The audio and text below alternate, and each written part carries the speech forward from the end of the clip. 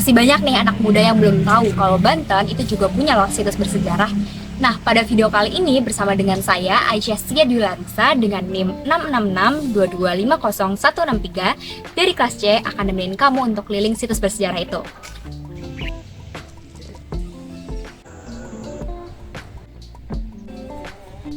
Nah, lokasi pertama kita ada di Keraton Kaibon, tepatnya ada di Kampung Kroya, Kasunyatan, Serang, Banten. Keraton Kaibon dibangun pada tahun 1815 sebagai tempat tinggal bagi Ratu Aisyah. Beliau adalah ibu suri dari Sultan Syafiyuddin, Sultan Banten ke-21 yang saat itu naik takhta pada usia yang masih sangat muda, sekitar 5 tahun. Nama Kaibon sendiri diambil dari kata keibuan yang melambangkan rasa cinta, bakti, dan penghormatan seorang anak yaitu sultan serta pihak kesultanan kepada sosok ibu.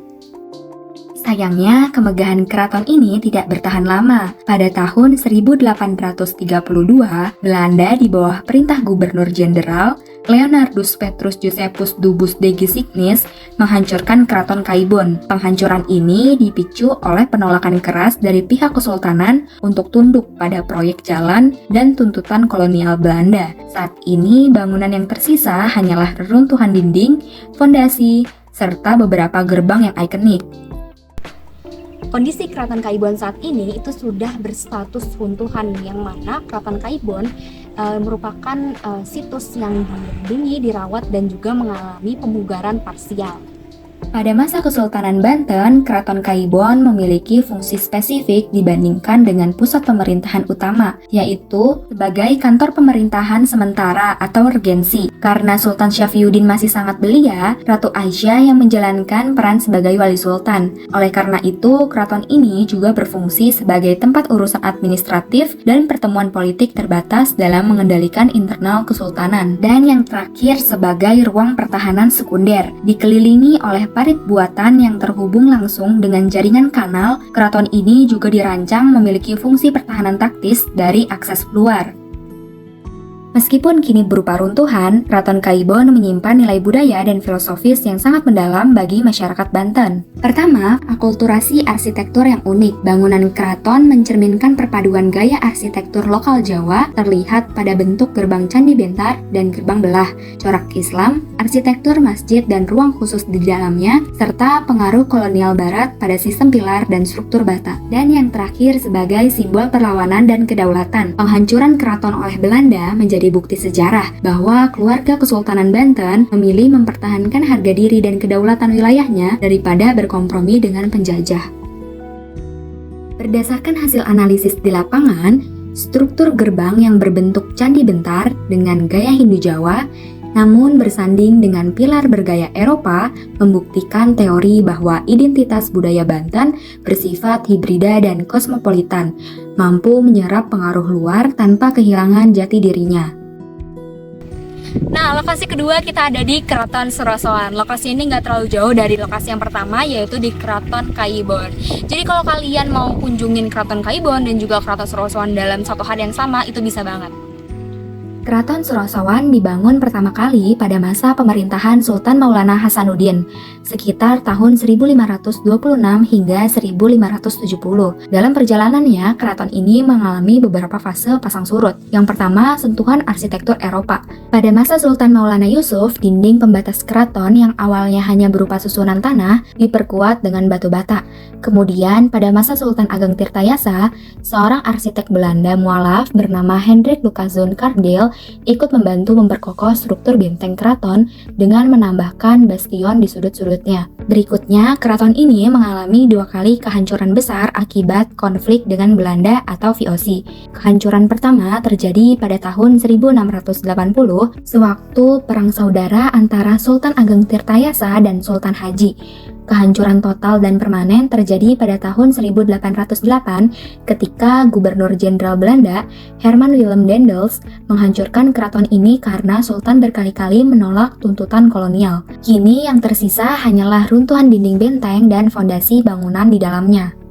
Pada masa kejayaan Sultan Banten, Keraton Surosoan memegang peranan multidimensi, yaitu sebagai pusat pemerintahan atau politik, tempat tinggal resmi Sultan beserta keluarganya sekaligus menjadi tempat dirumuskannya kebijakan politik, hukum, dan strategi wilayah kesultanan. Selanjutnya, sebagai benteng pertahanan militer, keraton ini berfungsi sebagai benteng pertahanan utama dari serangan musuh luar. Dan yang terakhir, sebagai pusat kegiatan ekonomi. Lokasinya yang strategis dan dekat dengan pelabuhan internasional Banten menjadikan keraton ini sebagai pengawas lalu lintas perdagangan rempah-rempah dunia. Nah, kondisi dari Keraton Surosoan ini hampir mirip teman-teman dari Keraton Kaibon. Yang membedakannya itu kalau di Keraton Surosoan itu hanya menyisakan struktur tanahnya aja. Keraton Surosoan mencerminkan tingginya peradaban dan keterbukaan masyarakat Banten saat itu melalui nilai-nilai budaya, yaitu akulturasi dan kosmopolitanisme. Arsitektur Surosoan adalah bukti nyata perpaduan budaya lokal Jawa Islam dengan teknologi Barat. Penggunaan material bata merah lokal dipadukan dengan desain bastion penangkis meriam khas Eropa membuktikan Banten adalah masyarakat yang sangat terbuka terhadap dunia luar. Memahami kebantenan dalam perspektif sejarah melalui situs Surosoan menyadarkan kita bahwa identitas Banten dibentuk dari jalinan 3 kekuatan, yaitu ketangguhan iman atau Islam, keterbukaan berpikir yaitu kosmopolitan, dan keberanian mempertahankan kedaulatan anti kolonial. Ketiga nilai historis ini menjadi akar rumput dari karakter masyarakat Banten modern saat ini. Kalau tadi kita udah mengunjungi beberapa keraton yang ada di Banten, sekarang kita ada di Masjid Agung Banten. Tepatnya ada di Kelurahan Banten, Kecamatan Kasemen, Serang, Banten. Masjid Agung Banten dibangun pertama kali pada masa pemerintahan Sultan Maulana Hasanuddin sekitar tahun 1552 sampai 1570. Pembangunannya merupakan bagian dari penataan kota pusat pemerintahan baru setelah perpindahan dari Banten Girang ke pesisir. Karakteristik arsitekturnya yang unik merupakan hasil sentuhan dari berbagai budaya. Yang pertama yaitu Suryadikarta, arsitek asal Cina yang membangun struktur utama masjid termasuk atap tumpang 5 yang mirip pagoda. Yang kedua, Lucas Cardil, arsitek asal Belanda yang masuk Islam dan membangun menara masjid setinggi 24 meter berbentuk mirip mercusuar pada masa Sultan Ageng Tirtayasa, serta bangunan tiam atau pavilion di sisi selatan. Pada abad ke-16 hingga ke-18, Masjid Agung Banten tidak hanya berdiri sebagai tempat ibadah ritual biasa, melainkan memiliki fungsi multidimensi. Yang pertama sebagai pusat keagamaan dan dakwah, tempat utama penyebaran syiar Islam, pendidikan agama, serta tempat berkumpulnya para ulama internasional yang singgah di Banten. Yang kedua, pusat politik dan pemerintahan, berlokasi tepat di barat alun-alun dan dekat dengan Istana Surosoan. Masjid ini menjadi tempat pelantikan para sultan Banten serta tempat pengambilan sumpah setia para pejabat kesultanan. Dan yang terakhir, ruang sosial kemasyarakatan, menjadi ruang integrasi tempat bertemunya sultan, ulama, masyarakat lokal, hingga para pedagang asing dari berbagai belahan dunia yang berada di kota pelabuhan Banten. Masjid ini mencerminkan identitas kultural masyarakat Banten yang sangat bernilai tinggi, serta manifestasi tata ruang katalis Jawa, dengan penempatan masjid di sisi barat alun-alun mengadopsi konsep tata kota tradisional Jawa, aspek kosmologis religius, di mana kekuasaan duniawi atau istana harus selalu berdampingan dan dibimbing oleh nilai spiritual, yaitu masjid. Sampai hari ini, Kompleks Masjid Agung Banten termasuk area pemakaman Sultan dan keluarganya tetap hidup menjadi pusat memori kolektif dan destinasi ziarah kultural yang sangat dihormati. Berbeda dari Keraton Kaibon dan juga Keraton Surosoan, Masjid Agung Banten ini masih dalam kondisi yang terawat dan masih aktif digunakan oleh masyarakat sekitar untuk ibadah dan kegiatan lainnya. Berdasarkan hasil pengamatan di lapangan, kebantenan dalam perspektif sejarah dan identitas budaya, situs ini membuktikan bahwa esensi kebantenan secara historis dibentuk oleh keterbukaan dan kosmopolitanisme, akulturasi arsitektur lokal Jawa, Cina, dan Eropa. Pada struktur masjid menunjukkan bahwa identitas budaya Banten sejak era kesultanan adalah identitas yang adaptif terhadap pengaruh global, namun tetap memegang teguh nilai religiusitas Islam sebagai fondasi utamanya. Nah, sekarang kita move ke tempat yang lebih jauh. Sekarang kita ada di Benteng Spelwijk. Benteng Spelwijk ini merupakan benteng peninggalan dari FOC yang berada di Kampung Pamanciran, Kasemen, Serang, Banten. Benteng Spelwijk dibangun sekitar tahun 1682 hingga 1685 atas prakarsa VOC atau Belanda. Pembangunannya dirancang oleh Hendrik Lucaszoon Cardeel, seorang arsitek Belanda yang membelot menjadi mualaf dan sempat menjadi orang kepercayaan di Kesultanan. Kemunculan benteng ini itu tidak lepas dari konflik internal Kesultanan, yaitu perebutan kekuasaan antara Sultan Ageng Tirtayasa yang anti VOC dan putranya, Sultan Haji yang berkompromi dengan VOC. Demi mempertahankan tahtanya, Sultan Haji meminta bantuan militer kepada VOC.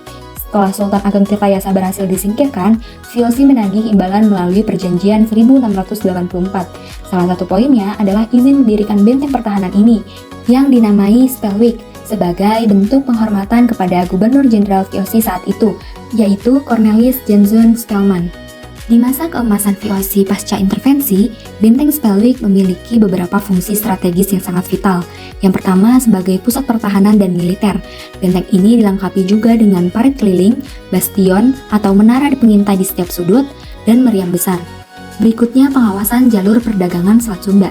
Lokasinya yang berada di pesisir utara Banten memungkinkan VOC memantau penuh keluar masuknya kapal-kapal dagang yang melewati Selat Sunda. Dan yang terakhir sebagai pusat monopoli komoditas. Tempat ini menjadi basis bagi VOC untuk memonopoli perdagangan lada dan rempah-rempah di pelabuhan Banten. Benteng Spelwick merupakan saksi bisu akulturasi dan konflik. Benteng ini juga merekam jejak pergeseran sosial budaya Banten dari kota pelabuhan kosmopolitan yang terbuka bagi berbagai bangsa menjadi kawasan yang terisolasi dan dikontrol ketat oleh monopoli barat. Juga sebagai simbol pluralisme abad ke-17. Di sekitar area benteng juga terdapat peninggalan lain yang jaraknya sangat berdekatan, seperti Vihara Avalokiteshvara dan makam kerabat Eropa, Kerkhof. Hal ini menunjukkan adanya ruang interaksi budaya, etnis, dan agama yang sangat kontras namun hidup berdampingan di sekitar pusat kekuasaan. Banten tidak hanya terkenal karena sejarah kesultanannya yang megah dan keindahan pesisirnya, tetapi juga karena kekayaan kulinernya yang legendaris. Setiap hidangan tradisional dari tanah Jawara ini juga menyimpan narasi masa lalu yang unik, di mana kreasi dapur istana dan akulturasi budaya melebur menjadi harmoni rasa yang otentik. 3 kuliner yang paling mencerminkan kedalaman sejarah Banten adalah sate bandeng, rabek, dan angan lada. Kunjungan ke situs Keraton Kaibon, Keraton Surosowan, Masjid Agung Banten, Benteng Spelwick, dan kuliner khas Banten merupakan rekonstruksi nyata dari kejayaan peradaban Banten yang memadukan kekuatan politik, religiositas, geopolitik, dan akulturasi budaya. Poros utama dari kemegahan sejarah ini bermuara pada nilai keteladanan Sultan Ageng Tirtayasa yang berhasil membawa Kesultanan Banten mencapai puncak keemasannya pada abad ke-17. Karakter beliau yang inklusif, terbuka terhadap berbagai teknologi luar, namun tetap teguh memegang integritas moral dan kedaulatan bangsa dalam menolak monopoli asing, menjadi pelajaran kepemimpinan yang sangat berharga. Kami harap sejarah ini tidak hanya sekadar menjadi komoditas pariwisata visual, melainkan direvitalisasi berbasis edukasi melalui teknologi digital dan narasi yang kuat.